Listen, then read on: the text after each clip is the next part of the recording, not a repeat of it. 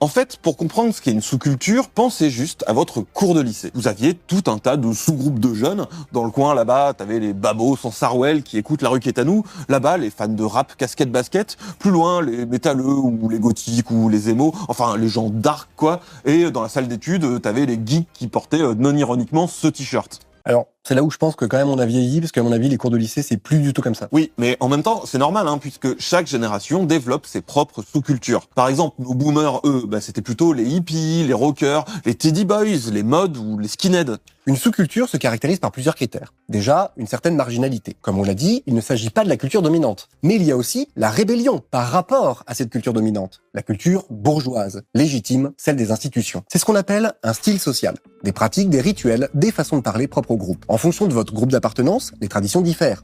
On n'écoute pas les mêmes musiques, on ne porte pas les mêmes vêtements, on ne pratique pas les mêmes activités. Par exemple, imaginons.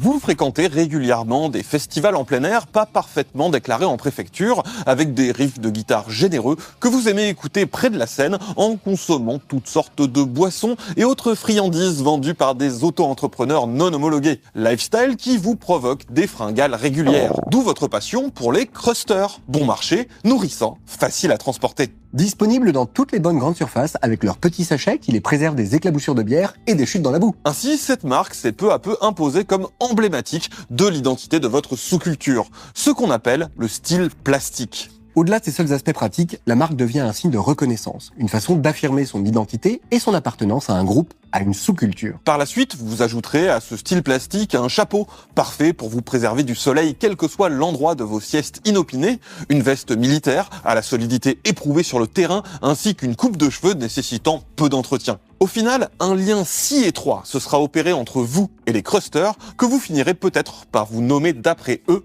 et deviendrez des crusts. Et voici comment une sous-culture peut s'associer à l'image d'une marque sans que cela ne vienne d'une volonté marketing de celle-ci. Tous ces éléments ne sont pas directement créés par les jeunes, mais détournés par eux. Paradoxalement, une façon de se démarquer par les marques. C'est ce qui est arrivé à nombre d'entre elles, comme par exemple Doc Martens. Et tu viens avec des docs au bureau ?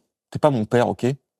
Même si elles sont largement répandues dans plein de groupes, elles ont été la marque emblématique du mouvement skinhead. Alors, attention pour les plus jeunes, faut pas imaginer juste des crânes rasés avec des croix gammées sur le torse. Au contraire, à l'origine, dans les années 60, ce mouvement naît de la rencontre entre les migrants jamaïcains et les Anglais des quartiers ouvriers du sud-est de Londres qui se retrouvent collègues sur les docks.